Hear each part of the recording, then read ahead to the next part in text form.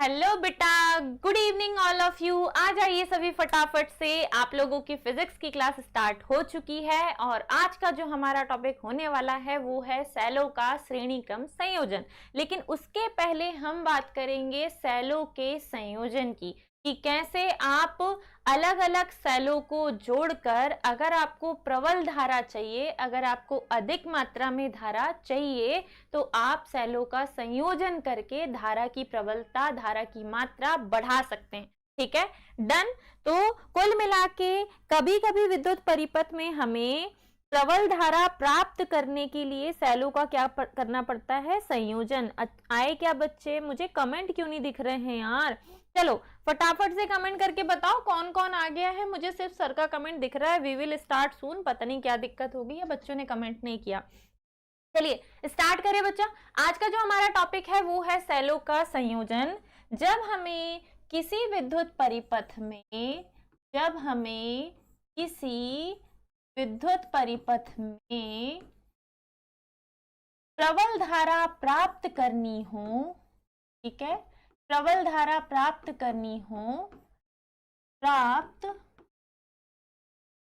करना हो, तब हम सेलों का संयोजन करते तब हम सेलों का संयोजन करते हैं। ठीक, पता नहीं मेरे कान ऐसे बजते रहते हैं, मुझे ऐसा लग रहा मोबाइल ही बज रहा जैसे। संयोजन, तब हम सेलों का क्या करते हैं बच्चा?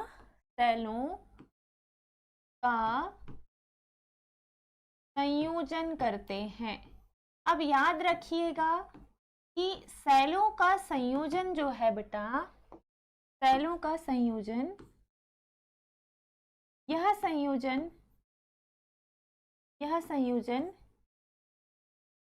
3 प्रकार से किया जा सकता है। ठीक है, कौन कौन से 3? तो पढ़ना हमें 2 है, लेकिन तीनों प्रकार लिख के छोड़ देंगे हम। पहला है बच्चा सेलों का श्रेणी क्रम संयोजन, जो कि आज हमें पढ़ना है। सेलों का श्रेणी क्रम संयोजन। आई होप सो सब कुछ ठीक है, आवाज वगैरह सारी चीजें सब कुछ बढ़िया है, सब ठीक है। ओके, सब ठीक है, सर ने भी बोल दिया सब ठीक है। ठीक है, चलो ध्यान से देखना। अगर हमें किसी विद्युत परिपथ में धारा प्रबल मात्रा में चाहिए और एक बैटरी से काम नहीं चल रहा, तो 4-5 बैटरी जोड़ दो, तुम्हें धारा की मात्रा अधिक मिल जाएगी, प्रबल धारा मिल जाएगी। 3 इडियट मूवी देख लो, उसमें उनने ऑपरेशन के टाइम पे यही किया है ना। Now Anamika is joining us. Good evening बेटा अनामिका, स्वागत है आपका। चलिए, हाँ, तो कुल मिला के अगर हमें प्रबल धारा चाहिए और एक छोटी बैटरी से काम नहीं चल रहा, तो ढेर सारी छोटी छोटी बैटरी को जोड़कर आप ज्यादा मात्रा में धारा प्राप्त कर सकते हैं। देन यही चीज आज हमें सीखनी है कि ये जो संयोजन हम कर रहे हैं इसका उद्देश्य क्या है, और कौन कौन से संयोजन हम करें कि हमें धारा जो है वो अधिक मात्रा में मिले और हमारा जो संयोजन है ये लाभप्रद हो। देन मैं क्वेश्चन अभी लिखवाऊंगी आपको कि क्वेश्चन कैसे बनता है, पहले आप समझने की कोशिश कीजिए। पहला सेलों का श्रेणी क्रम संयोजन, इसे कहा जाता है बेटा series combination of cell. Series combination of cell, ठीक है। दूसरा होता है बेटा, दूसरा होता है सेलों का समांतर क्रम संयोजन, और समांतर क्रम संयोजन को पार्श्व क्रम संयोजन भी कहते हैं।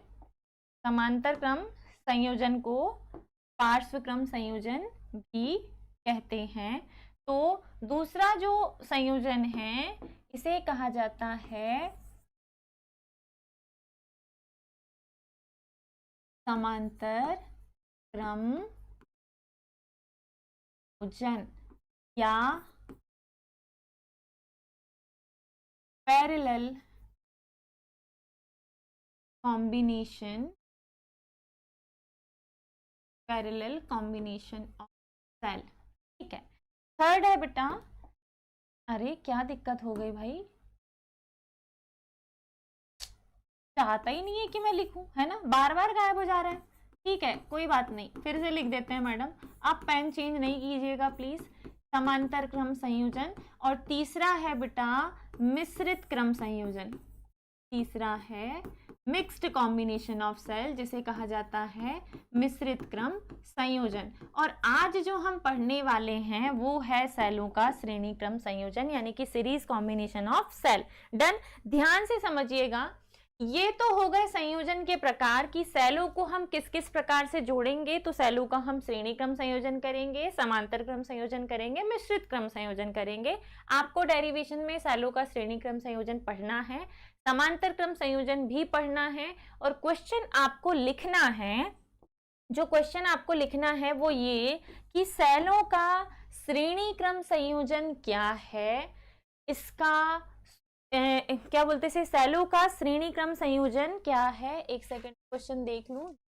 हाँ, सेलों का श्रेणी क्रम संयोजन क्या है, समझाइए एवं बताइए कि यह संयोजन कब लाभप्रद होता है। ठीक है, आपको क्वेश्चन ये लिखना है बेटा कि सेलों का श्रेणी क्रम संयोजन क्या है, बताइए और समझाइए और बताइए कि यह संयोजन कब लाभप्रद होता है। तो आइए हम समझते हैं सेलों का श्रेणी क्रम संयोजन। ठीक है, क्या समझते हैं बेटा, सेलों का श्रेणी क्रम संयोजन। सेलों का श्रेणी क्रम संयोजन तो क्या है भैया श्रेणी क्रम संयोजन में ऐसा, तो ध्यान से देखिएगा। अगर आप क्या काम करें, अगर आप अलग अलग सेलों को,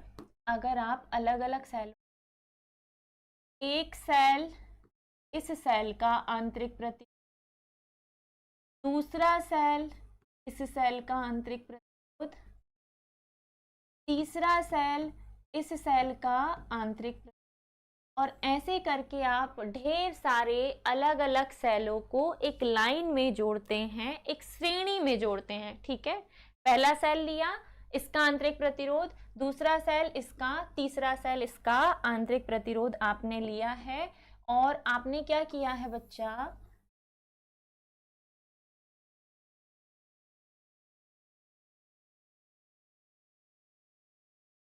ठीक है, चलो अब आपने क्या किया, इस संयोजन में नीचे की ओर एक बाह्य प्रतिरोध जोड़ दिया है और एक कुंजी जोड़ दी है। क्या जोड़ दिया है, एक बाह्य प्रतिरोध कुंजी। इसे कहा जाता है सेलों का श्रेणी क्रम संयोजन। जब आप किसी सेल को एक के बाद एक लाइन में जोड़ते हैं, ठीक है, एक सेल उसके बाजू में दूसरा, उसके बाजू में तीसरा, ऐसे। तो कैसे, तो पहले ध्यान से समझना, ये वाला सेल इसका प्लस सिरा, इसका माइनस सिरा, माइनस वाला सिरा अगले वाले सेल के प्लस सिरे से जुड़ेगा, फिर इसका माइनस, फिर अगला वाला इसके प्लस से जुड़ेगा और ये इसका माइनस। पहले सेल के प्लस सिरे से और दूसरे सेल के माइनस सिरे के बीच हम जोड़ते हैं बाह्य प्रतिरोध R और कुंजी। इसे ही कहा जाता है सेलों का श्रेणी क्रम संयोजन। इसे ही कहते हैं क्या, सेलों का श्रेणी संयोजन। अब करना क्या है, तो ध्यान से देखिएगा, पहले सेल का आंतरिक प्रतिरोध R, दूसरे का भी R, तीसरे का भी R, पहले सेल का विद्युत वाहक बल E, दूसरे का भी विद्युत वाहक बल E, तीसरे का भी विद्युत वाहक बल E, और इससे धारा निकली अगले तक पहुंची, अगले से निकली अगले तक, तो परिपथ में बहने वाली कुल धारा बच्चा I है, जो कि प्रतिरोध R से बहेगी और इधर से वापस इधर घूम जाएगी। तो इस प्रकार आप ये कह सकते हो कि हमने 3 अलग अलग सेलों को श्रेणी क्रम में जोड़ा है। मान लीजिए सेलों की संख्या 3 नहीं है, मान लीजिए सेलों की संख्या है n। n का मान बेटा 1 2 3 4 5 6 7, एक नहीं हो सकता क्योंकि संयोजन कर रहे हैं, तो n का मान 2 3 4 5 6 7 8 10 15 20 कितना भी हो सकता है। हम 3 के बजाय 15 20 सेल, कितने भी सेलों को श्रेणी क्रम में जोड़कर एक बड़ी बैटरी बना सकते हैं। ठीक है, तो थ्योरी जो आपको लिखनी है वो इस प्रकार है कि चित्रानुसार हमने सभी सेलों को श्रेणी क्रम में जुड़ा है। इस संयोजन में जुड़े पहले सेल की ऋणात्मक प्लेट को अगले सेल की धनात्मक प्लेट से जोड़ते हैं, दूसरे सेल की ऋणात्मक प्लेट को अगले सेल की धनात्मक प्लेट से जोड़ते हैं। ठीक है, अब क्या कर सकते हैं हम, यहाँ तो कुछ है नहीं हमारे काम का, ठीक है इसे छोड़ो। अब आप ये कर सकते हो कि पहले सेल को एक बंद बॉक्स में पैक करो। ये कंप्लीट पहला सेल बन गया, यहाँ से लेकर यहाँ तक ये जो है पहला सेल है। दूसरे सेल को भी एक बंद बॉक्स में पैक यहाँ से लेके यहाँ तक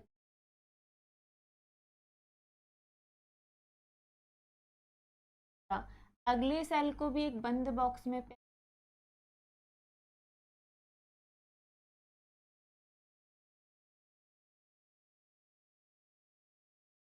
तीसरा सेल बन। ठीक है, तो इस प्रकार कितने सेल, 3 सेल जो हैं हमारे ये किस क्रम में जुड़े हैं, श्रेणी क्रम में जुड़े हैं। जोड़ दिया हमने श्रेणी क्रम में। अब हमें निकालनी है परिपथ से बहने वाली कुल धारा, और जब आपको कुल धारा चाहिए किसी परिपथ की तो इसका सूत्र होता है कुल विद्युत वाहक बल बटे कुल प्रतिरोध। का सूत्र होता है कुल विद्युत वाहक बल बटे कुल प्रतिरोध। पहले आपको साइड हेडिंग देनी है सेलों का श्रेणी क्रम संयोजन, फिर आपको बनाना है डायग्राम, फिर आपको लिखनी है थ्योरी कि चित्रानुसार माना n सेल श्रेणी क्रम में जुड़े हैं। इसमें पहले सेल की ऋणात्मक प्लेट को अगले सेल की धनात्मक प्लेट से जोड़ा गया है, दूसरे सेल की ऋणात्मक प्लेट को अगले सेल की धनात्मक प्लेट से जोड़ा गया है। पहले सेल की धनात्मक प्लेट और अंतिम सेल की ऋणात्मक प्लेट के बीच हमने एक बाह्य प्रतिरोध R और कुंजी K को लगाया है। इस प्रकार हमने सेलों का श्रेणी क्रम संयोजन किया है।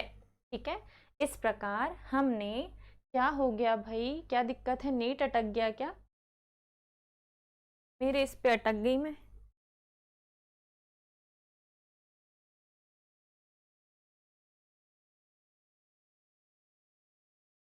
एक सेकंड बेटा, तुम लोग कमेंट भी नहीं कर रहे हो कि मैम कुछ दिक्कत है, कुछ परेशानी है, और मैं ये सोच रही हूँ कि सब कुछ ठीक है ना। नेट का कुछ इशू है शायद, एक मिनट चेक कर लेते हैं। नेट का वायर कनेक्ट है ना, नेट कनेक्ट है ना।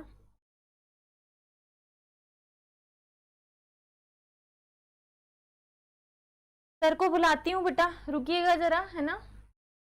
हाँ मम्मी,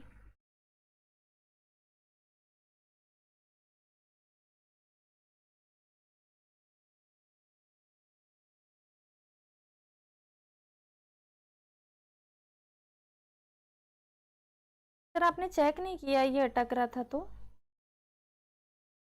पूरा ही अटक गया है, बहुत देर से अटका हुआ है, क्या दिक्कत है। ऐसे ऐसे ऐसे ट्रैक नहीं कर पा रहा ये, फिर भी वही है, स्टॉप कर दूं।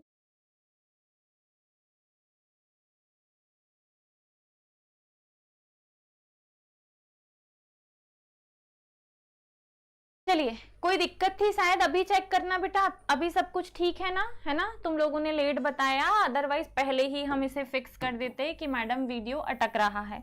कोई बात नहीं, फिर से एक्सप्लेन कर देती हूँ मैं। आई होप अभी सब कुछ ठीक है, अभी सब कुछ बढ़िया है, अभी ओके है बेटा अनामिका। देखो नेट का कुछ इशू था, अभी सब कुछ ठीक है। फिर से समझिए, आपको जो थ्योरी लिखनी है बेटा इसकी सेलों के श्रेणी क्रम संयोजन की, वो कुछ इस प्रकार है कि हमने सभी सेलों को एक लाइन में जोड़ के रखा है, एक श्रेणी में। ठीक है, तो आप बोलेंगे कि माना चित्रानुसार n सेल, कितने सेल, n का मान बेटा 2 3 4 से लेके कितना भी हो सकता है, जितने चाहे उतने, जितने आप जोड़ सकते हो। ठीक है, जितने भी आप जोड़ सकते हो उतने सेलों को हमने एक लाइन में जोड़ा, उद्देश्य क्या था? हमें धारा अधिक मात्रा में चाहिए, हमें प्रबल धारा चाहिए, तो हमने सेलों का संयोजन किया है। एक बैटरी उस धारा की पूर्ति कर नहीं पा रही है, एक सेल उस धारा की पूर्ति कर नहीं पा रहा है, तो हमने इसकी जगह 5, 10, 15, 20 सेल ले लिए ताकि हमें जितनी धारा चाहिए उतनी हमें धारा मिल पाए।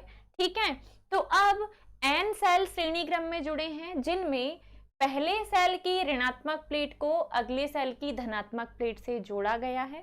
फर्स्ट की माइनस को अगले की प्लस से जोड़ते हैं, सेकेंड सेल की माइनस प्लेट को अगले वाले की प्लस प्लेट से जोड़ते हैं, और पहले सेल की धनात्मक और अंतिम सेल की ऋणात्मक प्लेट के बीच, इधर से धन के तरफ आओ नीचे, इधर से ऋण के तरफ आओ नीचे, के बीच बाह्य प्रतिरोध R और कुंजी K जोड़ते हैं।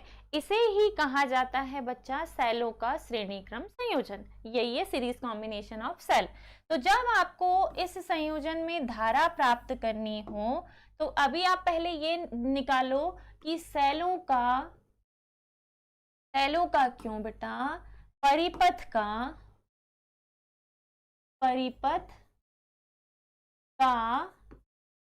कुल विद्युत वाहक बल, परिपथ का कुल विद्युत वाहक बल जो होगा वो क्या होगा? तो कितने सेल हैं यहाँ? पहले सेल का विद्युत वाहक बल E, दूसरे सेल का विद्युत वाहक बल E, तीसरे का विद्युत वाहक बल E, और ऐसे हमने कितने सेल जोड़े हैं? N। तो कुल विद्युत वाहक बल जितने सेल रहेंगे उतना गुना बढ़ जाएगा, तो कुल हो जाएगा विद्युत वाहक बल NE।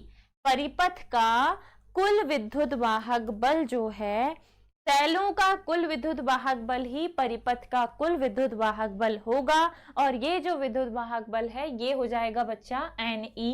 अब आप निकाल सकते हो परिपथ का कुल आंतरिक प्रतिरोध, परिपथ का कुल आंतरिक प्रतिरोध।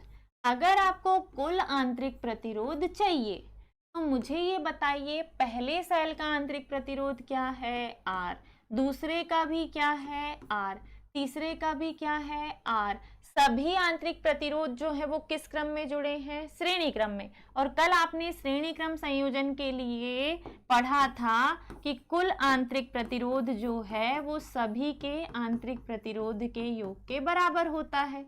ये कल आपको मैंने श्रेणी क्रम संयोजन में पढ़ाया है बेटा। तो यहाँ अगर प्रतिरोध श्रेणी क्रम में जुड़े हैं, सारे के सारे आंतरिक प्रतिरोध किस क्रम में? श्रेणी क्रम में, तो सब एक लाइन से जुड़ जाएंगे, और ये मैंने आपको कल ही पढ़ाया है। अंतर सिर्फ इतना है कि आज आपके पास आंतरिक प्रतिरोध R1 के बजाय R है, R2 के बजाय R है, R3 के बजाय R है। सभी को आपको क्या करना है? जोड़ना है। सभी को आपको क्या करना है बेटा? जोड़ना है। तो अब आप क्या कर सकते हो? अब आप कर ये सकते हो कि सबका योग करो, और योग करोगे तो कितने आंतरिक प्रतिरोध हैं हमारे पास? N। तो आंतरिक प्रतिरोध हो जाएगा बच्चा NR। अब आप निकाल सकते हो परिपथ का कुल बाह्य प्रतिरोध, परिपथ का कुल बाह्य प्रतिरोध। तो कुल बाह्य प्रतिरोध क्या हो जाएगा? ये तो सिर्फ एक ही है, और ये है बेटा R। मतलब अगर आपको परिपथ का कुल प्रतिरोध चाहिए, परिपथ का कुल प्रतिरोध चाहिए, तो कुल प्रतिरोध हो जाएगा बाह्य प्रतिरोध और आंतरिक प्रतिरोध का योग। बाह्य प्रतिरोध और आंतरिक प्रतिरोध का योग। ठीक है, योग के लिए आप प्लस का साइन लगाएंगे। अब क्या करना है? तो कुल प्रतिरोध निकालना है। बाह्य प्रतिरोध है कैपिटल R, आंतरिक प्रतिरोध है स्मॉल n R। ये रहा समीकरण 1, ये रहा समीकरण नंबर 2। समीकरण 1 में आपको परिपथ का कुल विद्युत वाहक बल मिला है, समीकरण 2 में आपको परिपथ का कुल प्रतिरोध मिला है। अब जब आपको कुल विद्युत वाहक बल मिल गया, कुल प्रतिरोध मिल गया, तब आप निकालेंगे सेलों से ली गई कुल धारा, सेलों से ली गई कुल धारा, तो कुल धारा बराबर हो जाएगा कुल विद्युत वाहक बल बटे कुल सॉरी आने वाला है क्या ये सॉरी क्या है, एसी चलता है ना तो बीच में एक आध बार ऐसा जरूर होता है कि ठंड लग जाती है। चलो, कुल विद्युत वाहक बल बटे कुल प्रतिरोध, हमने कुल विद्युत वाहक बल बेटा समीकरण 1 में निकाला है, कुल प्रतिरोध समीकरण 2 में, समीकरण 1 व 2 से आप मान रखेंगे। तो रखिए, कुल धारा है परिपथ में बहने वाली I, कुल विद्युत वाहक बल समीकरण 1 में निकाला है NE, कुल प्रतिरोध समीकरण 2 में निकाला है R plus n all R, और ये आ गया बच्चा समीकरण नंबर 3। ये है परिपथ से ली गई कुल धारा का सूत्र। तब ये जो संयोजन आपने किया है उसके लिए आपको धारा का फॉर्मूला मिल गया कि यही श्रेणी क्रम संयोजन में आप परिपथ से जो धारा ले रहे हो उसका सूत्र है। अभी सब ठीक है? हाँ, सब ठीक है। यही सेलों के श्रेणी क्रम संयोजन का सूत्र है। अल्टीमेटली हमें धारा चाहिए थे बेटा, धारा हमें मिल गई। सेलों के श्रेणी क्रम संयोजन का सूत्र है। ठीक है, अब क्या कर सकते हैं? तो अब आपको कंडीशंस अप्लाई करनी है। कौन सी कंडीशन? तो पहली कंडीशन ये है, यदि कुल बाह्य प्रतिरोध बहुत बड़ा हो आंतरिक प्रतिरोध से, तब आंतरिक प्रतिरोध की उपेक्षा करने पर आप मान रहे हो कि जो बाह्य परिपथ आपने लिया है उसमें जो कुल बाह्य प्रतिरोध है वो कुल आंतरिक प्रतिरोध से क्या हो, बड़ा। तो बाह्य प्रतिरोध आंतरिक प्रतिरोध की उपेक्षा करेंगे, समीकरण 3 लेंगे जो कि है I NE upon R plus NR। किसकी उपेक्षा करनी है? NR की। तो NR को नगण्य मान लीजिए, आ जाएगा N upon R। NE upon R को हम और क्या लिख सकते हैं? तो NE अपॉन R को लिखा जा सकता है N सामने E अपॉन R, और जो E अपॉन R है वो है विद्युत वाहक बल बटे प्रतिरोध। E है एक सेल का विद्युत वाहक बल, R है एक सेल का प्रतिरोध। तो ये जो धारा मिलेगी ये होगी एक सेल से ली गई धारा, एक सेल ली गई धारा। डन। ये कब आया है बेटा? ये कब आया है? जब आपने बाह्य प्रतिरोध का मान आंतरिक प्रतिरोध से अधिक माना है, तब आपकी ये कंडीशन आई। दूसरी कंडीशन भी करके देख लेते हैं, है ना, कोई रिग्रेट नहीं रहना चाहिए। कंडीशन नंबर 2, क्या? यदि NR बड़ा हो किससे? R से, तब जो छोटा है इसकी कर देंगे उपेक्षा, छोटे वाले की क्या कर देंगे? करने पर वापस लेंगे आप कौन सा इक्वेशन बेटा? समीकरण 3। ठीक है, वापस लेंगे आप क्या? समीकरण 3 से। समीकरण 3 बोल रहा है कि I बराबर है NE upon NR, small r है ना, NR plus R। Capital R की उपेक्षा करनी है तो NE को रहने दो, NR को रहने दो, R की कर दो बेटा उपेक्षा।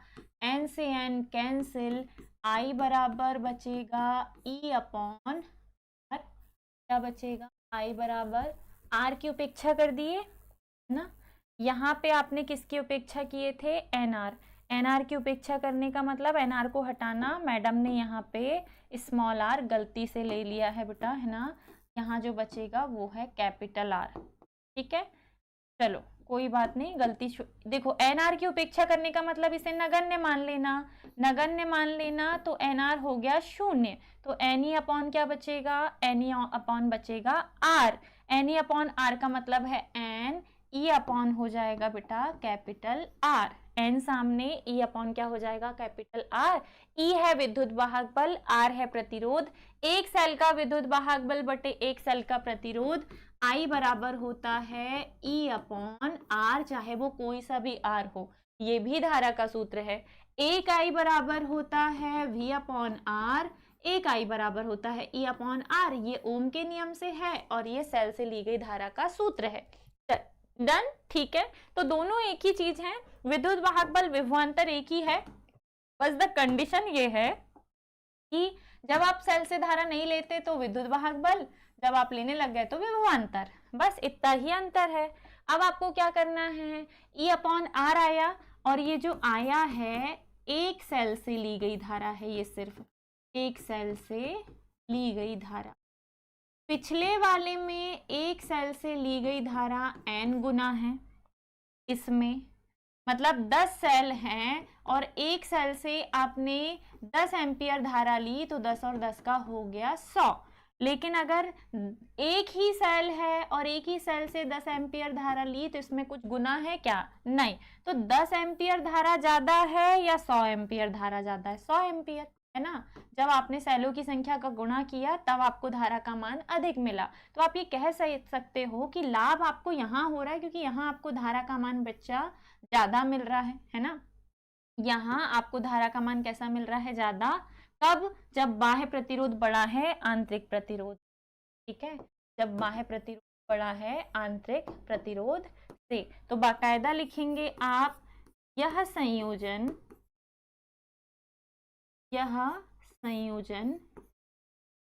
तब लाभप्रद होता है जब, तब लाभप्रद होता जब कुल बाह्य प्रतिरोध,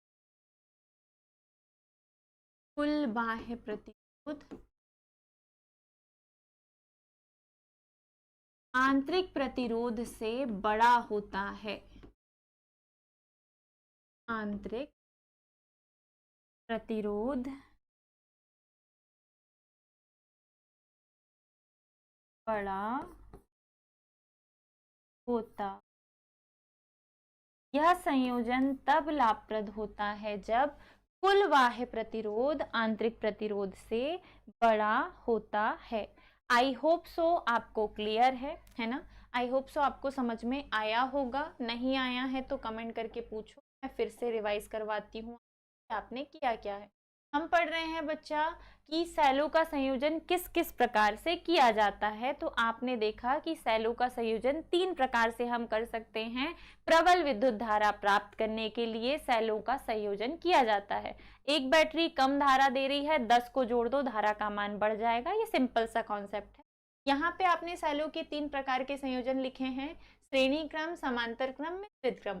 आज जो हमने पढ़ा है बेटा वो है सेलों का श्रेणी क्रम संयोजन। इसमें एक सीरीज, एक श्रेणी में हम सेलों को व्यवस्थित करते हैं। एक लाइन में सेलों को जोड़ दिया, एक की माइनस को दूसरे की प्लस से, दूसरे की माइनस को तीसरे की प्लस से, ऐसे करके एक लाइन से आपने n सेलों को जोड़ा है।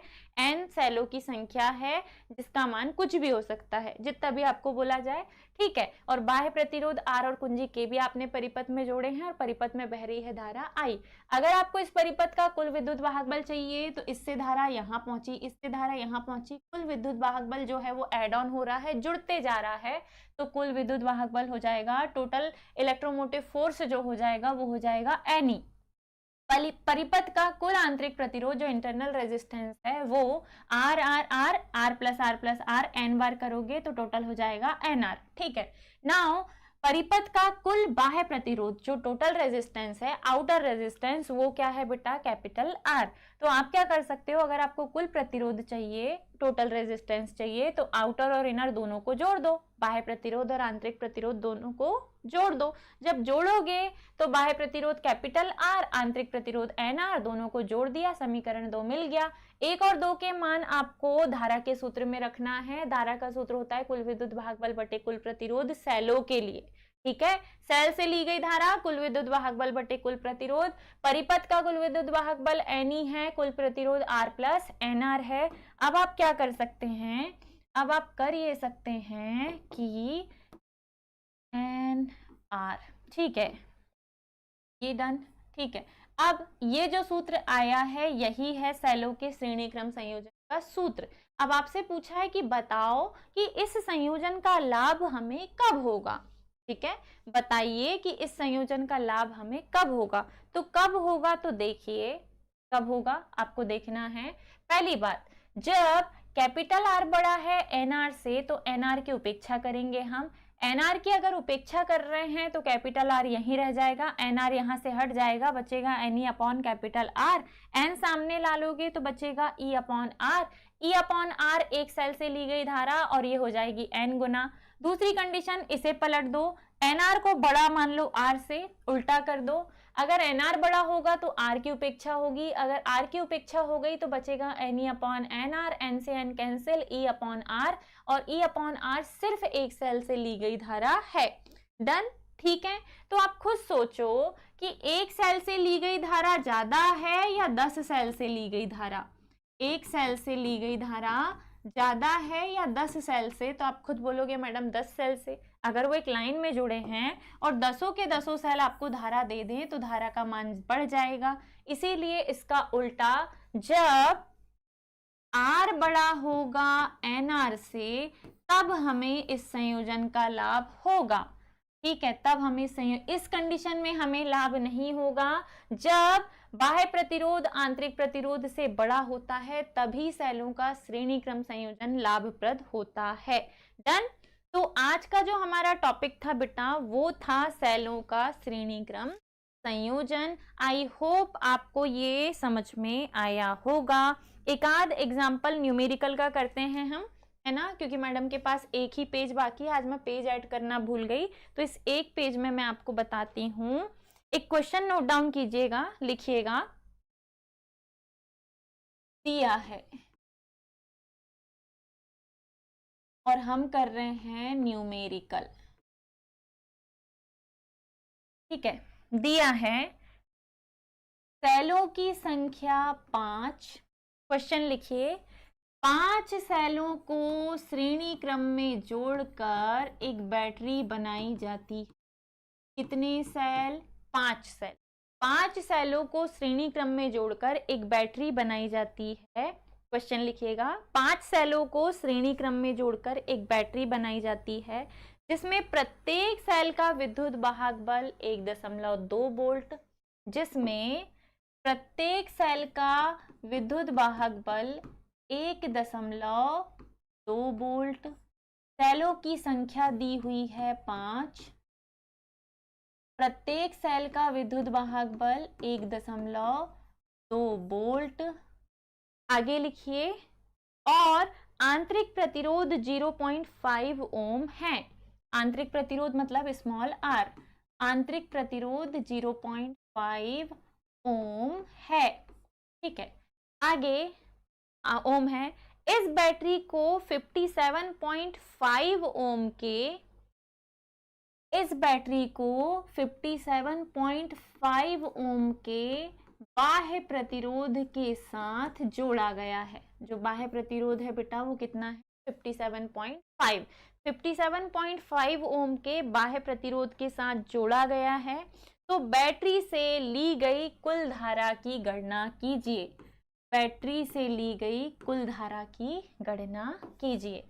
आपने श्रेणी क्रम में 5 सेलों को जोड़कर एक बैटरी बना ली। पांचों सेल का विद्युत वाहक बल जो है वो 1.2 वोल्ट है। आंतरिक प्रतिरोध 0.5 ओम है। बाह्य प्रतिरोध 57.5। धारा आपको निकालनी है, ठीक है। क्योंकि सेल से ली गई धारा, सेल से ली गई धारा जो है, कुल धारा, ये होती है बेटा कुल विद्युत वाहक बल बटे कुल प्रतिरोध। अब कुल विद्युत वाहक बल बटे कुल प्रतिरोध में हम जानते हैं कुल विद्युत वाहक बल श्रेणी क्रम संयोजन के लिए N होता है, कुल प्रतिरोध R प्लस NR होता है, धारा होती है बेटा I। अब मान रखिए धारा हमें चाहिए, सेलों की संख्या 5, विद्युत वाहक बल 1.2, ई का मान क्या है 1.2, कैपिटल R का मान है 57.5, बीच में है प्लस, N का मान है 5 इंटू स्मॉल r का मान है 0.5। कितना है 0.5। कैलकुलेट कीजिए, बहुत आसान सा डेरिवेशन है, और कमेंट कीजिए बेटा, इसका आंसर निकाल के कमेंट करो। धारा चाहिए 5 दूनी 10 का शून्य हाथ आए 1, 5 एकम 5 और 1 6 और एक संख्या के पहले दशमलव तो लगा दिया, नीचे है 57.5, बीच में है प्लस, ठीक है, पचम 25, एक संख्या के पहले दशमलव, ठीक है, 57.5 और 2.5 को जोड़ो तो 5 और 5 10, 7 8 9 10 की शून्य हाथ आए 1 6, ये हो जाएगा बेटा ऊपर 6.0, नीचे हो जाएगा 60.0, इससे ये कैंसिल, 6 से 60 को काटोगे 10 बार, आई बराबर 1/10, 1 में 10 का भाग दोगे जाएगा नहीं, 0 लगाओ, 0 10 1 का 10, तो आप बोल सकते हो कि 1 में 10 का भाग देने पर आएगा बच्चा 0.1 ampere. This is your final answer. 0.1 ampere की धारा इस परिपथ से हमें मिलेगी। अगर हमने 5 सेलों को श्रेणी क्रम में जोड़ा, बाह्य प्रतिरोध को आंतरिक प्रतिरोध से अधिक रखा, बाह्य प्रतिरोध को आंतरिक प्रतिरोध रखा, जैसे कि यहाँ बोला था, ठीक है, यहाँ क्या बोला था हमें, सॉरी, यहाँ क्या बोला था, बाह्य प्रतिरोध आंतरिक प्रतिरोध से अधिक होना चाहिए, हमने कर दिया, तो जो यस अनामिका का आ गया 0.1 एम्पियर। सही है बेटा, 0.1। पॉइंट के बाद शून्य को नहीं लिखा जाता है, आप इसे इस तरीके से ना करके सीधे सीधे ऐसे भी कर सकते हो कि कैलकुलेट करने पर ऊपर मिला 6 और नीचे मिला है 60। ऊपर क्या मिला है बच्चा 6 मिला है, जोड़ने पर नीचे क्या मिला है 60, 6 एकम 6, 6 दहम 60, 10 टाइम्स 60 होता है 1/10, 1/10 का है 0.1 एम्पियर। इन सेलों के संयोजन से हमें 0.1 एम्पियर परिपथ में ही। तो फटाफट से कमेंट करके बताओ, ऐसे आसान से क्वेश्चन अगर आए और तुम्हें फॉर्मूला याद है न्यूमेरिकल में और 2 नंबर में दे तो कर दोगे ना। 2 नंबर से ऊपर में पूछेगा भी नहीं बेटा, 2 नंबर में आया तो कर देंगे क्या आप, बताइए फटाक से कमेंट करके, है ना। चलिए, आई होप सो आपको ये क्वेश्चन समझ में आया होगा। कोई दिक्कत कोई परेशानी हो तो आप मुझे पर्सनली मैसेज भी कर सकते हो और साथ में कमेंट करके भी पूछ सकते हो कि मैडम हमें यहाँ से समझने में दिक्कत हो रही है। आप चाहें तो पेज में बेटा अंडरलाइन करके भेज दिया करो, है ना। आप लोगों ने पेड बैच का सब्सक्रिप्शन लिया है, आप बिल्कुल फ्री हो, you are free to ask any doubt, है ना। आप लोगों को डाउट्स पूछने हैं, आपके पास व्हाट्सएप नंबर है, आप लोगों ने पेज का फोटो क्लिक किया, उस पर अंडरलाइन किया कि कहाँ से आपको समझ में नहीं आया, कौन सी स्टेप आपको समझ आई, और उसे मुझे भेज दिया। जब आपकी सेकंड क्लास होगी तब मैं आपको एक्सप्लेन कर दूंगी, और अगर मुझे उस टाइम पे टाइम रहा तो मैं पेज में सॉल्यूशन करके आपको दे दूंगी। जैसा भी होगा XYZ जो भी हो मैं आपको बता दूंगी, ठीक है। वीडियो सॉल्यूशन भी अवेलेबल होते हैं कई बार, तो आप लोग पूछा कीजिए इफ अगर डाउट होता है तो। आज की क्लास हमारी बेटा यहीं समाप्त होती है। आई होप आपको अच्छा लगा होगा। नेक्स्ट क्लास आपकी होगी केमिस्ट्री की, जो कि थोड़ी लंबी चलेगी, और बायो की क्लास होगी या नहीं, बायोलॉजी वाले बच्चों को अपडेट दे दी जाएगी। अनामिका को तो मैथ्स है, कोई दिक्कत नहीं है, ठीक है। चलो चलते हैं, विदा लेते हैं आपसे। स्वस्थ रहिए, मुस्कुराते रहिए, जुड़े रहिए सरल एकेडमी के साथ। बाय बाय बेटा, टेक केयर, राधे राधे।